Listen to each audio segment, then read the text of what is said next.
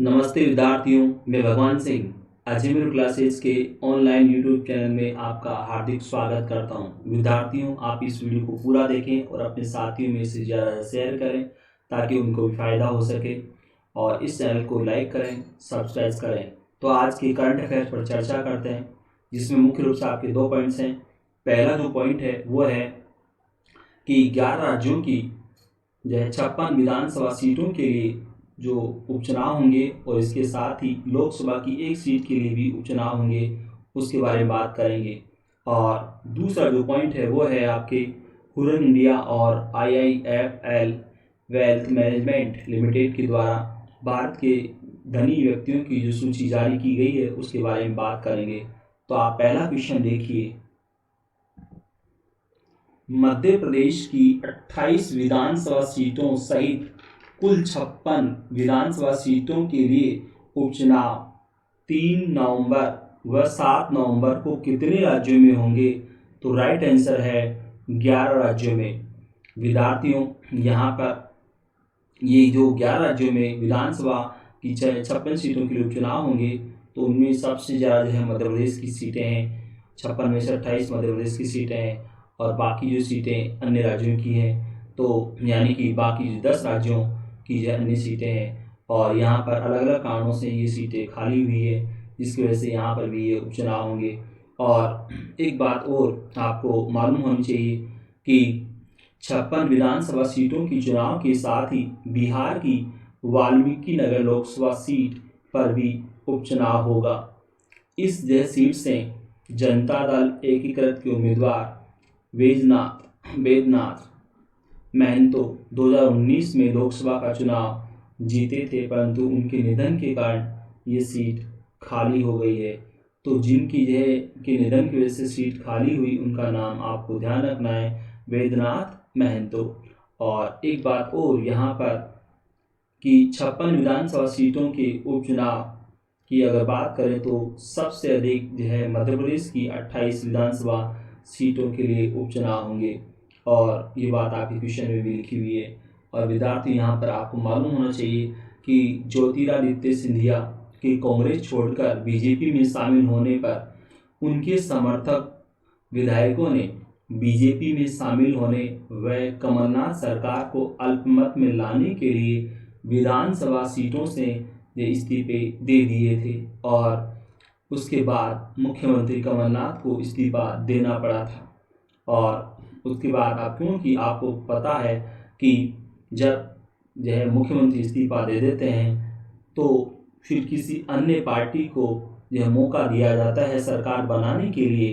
तो मध्य प्रदेश के राज्यपाल ने अब शिवराज सिंह चौहान को सरकार बनाने का मौका दिया और उन्होंने अपनी सरकार बनाई, और उसके बाद उन्होंने विधानसभा में बहुमत भी साबित कर दिया, क्योंकि जो है उन्हें उपस्थित सदस्यों का बहुमत प्राप्त था।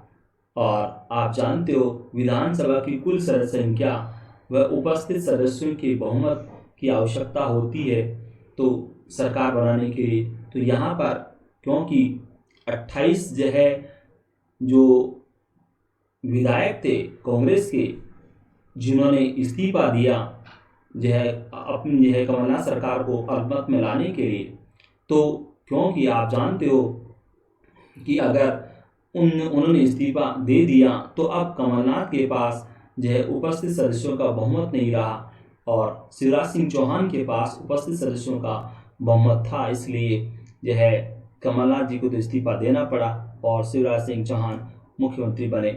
और यहाँ पर अब ये 28 सीटों के लिए जो उपचुनाव होंगे, तो यहाँ पर जो है ये जो विधायक जिन्होंने इस्तीफे दिए थे और वो बाद में बीजेपी में शामिल हुए, तो अब वो जो है सदस्य बीजेपी के उम्मीदवार के तौर पर जो है चुनाव लड़ेंगे। और जो है शिवराज सिंह चौहान के लिए ये जो है 28 सीटें महत्वपूर्ण है, क्योंकि 28 इन सीटों पर जो चुनाव जो होंगे, तो उनमें अगर बीजेपी के सदस्य चुनाव जीतते हैं तो शिवराज सिंह चौहान को जो कुल सदस्यों का बहुमत भी विधानसभा में प्राप्त हो जाएगा। और यहाँ पर आपको मालूम होना चाहिए कि इन्होंने इस्तीफे क्यों दिए, क्योंकि आपको पता है कि अगर ये सीधे तौर पर बिना इस्तीफा दिए बीजेपी में शामिल होते तो दल बदल निरोधक कानून के तहत इन पर कार्रवाई होती, तो वैसे ही जो है इनकी सीटें रिक्त हो जाती। तो इसीलिए जो इन्होंने इस्तीफे दे दिए और इसी वजह से ये 28 सीटें खाली हुई थी। और विद्यार्थियों, यहाँ पर एक बात मैं आपको और बताऊं कि कोई भी विधानसभा, लोकसभा, विधान परिषद, कोई भी विधानसभा या विधान परिषद, लोकसभा, राज्यसभा, ग्राम पंचायत, पंचायत समिति, जिला परिषद के किसी भी सदस्य का पद समय से पहले अगर रिक्त होता है तो उस सीट पर उपचुनाव 6 माह के अंदर करवाना आवश्यक होता है। तो यहाँ पर भी ये 6 माह के अंदर ये उपचुनाव होने जा रहे हैं। और विद्यार्थियों, आपको मालूम है कि बिहार विधानसभा की जो चुनाव है वो 3 चरणों में हो रहे हैं। मैंने आपको पिछली वीडियो में बताया था 28 अक्टूबर, 3 नवंबर और 7 नवंबर को बिहार विधानसभा के लिए चुनाव होंगे। तो बिहार विधानसभा की चुनाव के साथ ही ये 56 जो है विधानसभा सीटों और लोकसभा की एक सीट के लिए भी उपचुनाव होंगे। तो आपको ध्यान रखना है, क्योंकि इसमें आपके लिखा हुआ तारीख 3 नवंबर और 7 नवंबर। तो विद्यार्थियों, आप अगला क्वेश्चन देखिए। नई व्यवस्था के अनुसार किस तारीख से वर्चुअल आरसी बुक, लाइसेंस जांच और चालान ऑनलाइन होंगे? तो राइट आंसर है 1 अक्टूबर से। तो आप अगला क्वेश्चन देखिए। हुरन इंडिया और IILF वेल्थ मैनेजमेंट लिमिटेड के द्वारा जारी रिपोर्ट के अनुसार पिछले 12 महीनों में मुकेश अंबानी की कुल संपत्ति में कितने प्रतिशत की बढ़ोतरी हुई है? तो राइट आंसर है 73% की। यानी कि ये जो कोरोना काल चल रहा है तो इस दौरान भी इनकी संपत्ति में बढ़ोतरी ही हुई है। और यानी कि पिछले अप्रैल से अगर देखें तो इनकी जो है, यानी पिछले 12 महीने की बात है इसमें, तो इसमें 2020 का जो समय भी इसमें आ रहा है और 19 का समय भी आ रहा है इसमें। तो पिछले 12 महीनों के दौरान जो है इनकी संपत्ति में 73% की बढ़ोतरी हुई है। और विद्यार्थियों, आपको मालूम होना चाहिए कि मुकेश अंबानी लगातार 9वें वर्ष भारत के सबसे धनी व्यक्ति बने हुए हैं और उनकी कुल संपत्ति जो वर्तमान में है इस डाटा के हिसाब से वो है 6,58,400 करोड़ रुपये। और उनकी पिछली जो है महीनों की अगर बात करें, यानी कि पिछले 12 महीनों की अगर बात करें, तो जैसा कि मैंने आपको कहा इसमें कि उनकी संपत्ति 73% बढ़ी है और वे एशिया के भी सबसे धनी व्यक्ति हैं। यानी कि भारत के सबसे धनी व्यक्ति होने के साथ साथ एशिया की भी सबसे धनी व्यक्ति हैं। और विश्व की अगर बात करें तो विश्व में वो 4थे नंबर पर हैं सबसे धनी व्यक्तियों में। तो आप इन क्वेश्चंस को भी आप अलग रूप में याद रखना, जैसा मैंने बता दिया आपको कि वो लगातार 9वें वर्ष जो है भारत के सबसे धनी व्यक्ति बने हुए हैं। एक आप उनकी संपत्ति को जरूर याद रखना। विद्यार्थियों, आपके संपत्ति से संबंधित एग्जाम में क्वेश्चन पूछे जाते हैं और तो यहाँ पर इनकी कुल संपत्ति भी आप याद रखिएगा 6,58,400 करोड़ रुपया। ये इनकी जो है वर्तमान में कुल संपत्ति है और कितनी परसेंट के हिसाब से बढ़ी है पिछले 12 महीनों में? तो 73%।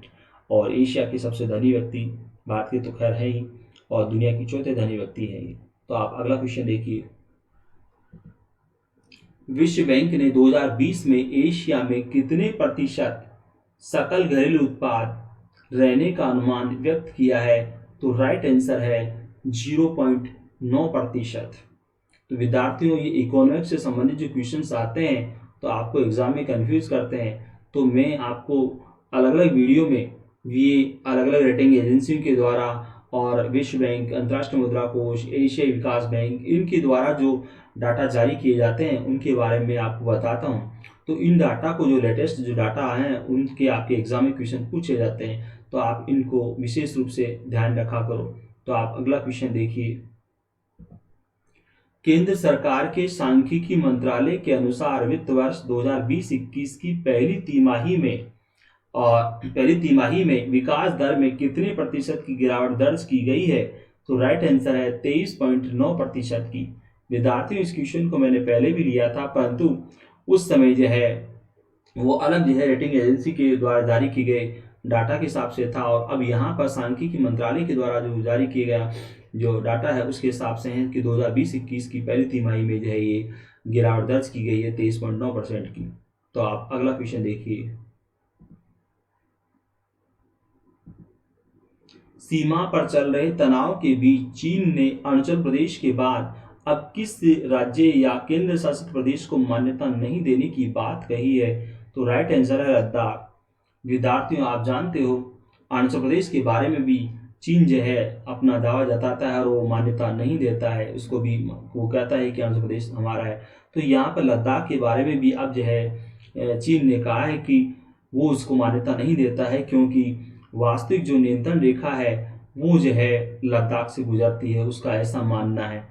और एक तरफा जो है उसने इस तरह की घोषणा कर रखी है। उसके जो है प्रवक्ता यानी चीन के प्रवक्ता ने कहा कि जो है 1959 में यानी कि 1959 में चीन के प्रधानमंत्री जो समय के थे चाउमिन लाई, उन्होंने जो है जवाहरलाल नेहरू को पत्र लिखा था और उस पत्र में इस जो है सीमा रेखा का उल्लेख किया था।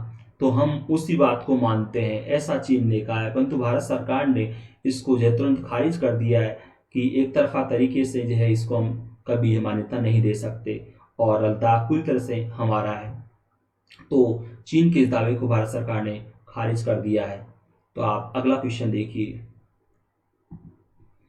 एमनेस्टी इंटरनेशनल का मुख्यालय कहाँ है जिसने भारत में अपना काम रोक देने की घोषणा की है? तो राइट आंसर है लंदन।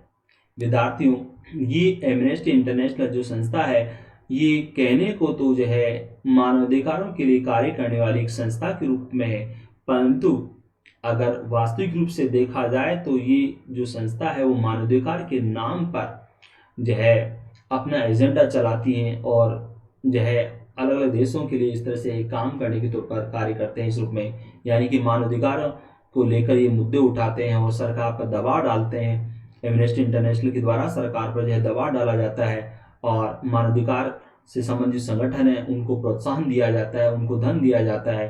तो इस तरह की जो है कार्यों में लिप्त जो है ये एमनेस्टी इंटरनेशनल। इसीलिए भारत सरकार ने इसकी जो है खातों को फ्रीज कर दिया है और इसीलिए जो है एमनेस्टी इंटरनेशनल ने कहा है कि भारत की जो वर्तमान जो सरकार है, बीजेपी की सरकार है यानी एनडीए की जो सरकार है वो उसको टारगेट करती है, उसकी जो है इसीलिए वो जो है अपने काम को रोक रही है। परंतु जो है भारत के गृह मंत्रालय ने कह दिया है कि एमनेस्टी इंटरनेशनल का इस तरह से आरोप गलत है और उसके खातों को जो फ्रीज तो इस रूप में किया गया है क्योंकि उनका गलत रूप से उपयोग किया गया था।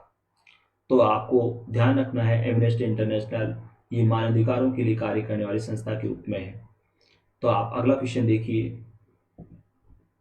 प्रधानमंत्री नरेंद्र मोदी ने नमामि गंगे के तहत शुरू की गई कितने करोड़ रुपए की परियोजनाओं को डिजिटल माध्यम से लोकार्पित किया है? तो राइट आंसर है 521 करोड़ रुपया। विद्यार्थियों, नमामि गंगे जो परियोजना है आप जानते हो गंगा को जो स्वच्छ करने के लिए है नमामि गंगे, और इसमें जो है इन्होंने 551 करोड़ रुपए की जो विभिन्न जो परियोजनाएं हैं उनको जो है लोकार्पित किया है डिजिटल माध्यम से। तो आप इसमें ये क्वेश्चन भी ध्यान रखना। अगला क्वेश्चन देखिए आप। शेख सबाह अल अहमद अल सबाह किस देश के शासक थे जिनका 29 सितंबर को निधन हो गया? तो राइट आंसर है कुवैत।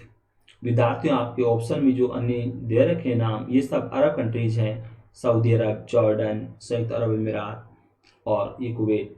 और विद्यार्थियों, आपको एक और बात मैं बताऊं इसमें, ये शेख सबाह अल अहमद अल सबाह ये जो है अपने पिता के समय कुवैत के विदेश मंत्री रह चुके थे। कुवैत के विदेश मंत्री थे उस समय अपने पिता के शासनकाल के दौरान, और जो है बाद में इनके पिता की मृत्यु के बाद ये कुवैत के शासक बने थे और इनकी जो है 91 साल की उम्र में मृत्यु हो गई है। तो आप अगला क्वेश्चन देखिए। राहुल तेवतिया किस खेल से संबंधित हैं? तो राइट आंसर है क्रिकेट। विद्यार्थियों, आपको मालूम होना चाहिए ये एक उभरते हुए खिलाड़ी के रूप में है और ये जो आईपीएल में राजस्थान रॉयल्स की तरफ से खेलते हैं और जो है वहाँ पर अच्छा प्रदर्शन कर रहे हैं। तो विद्यार्थियों, आपको ये वीडियो कैसा लगा इसे लाइक करें, सब्सक्राइब करें। धन्यवाद।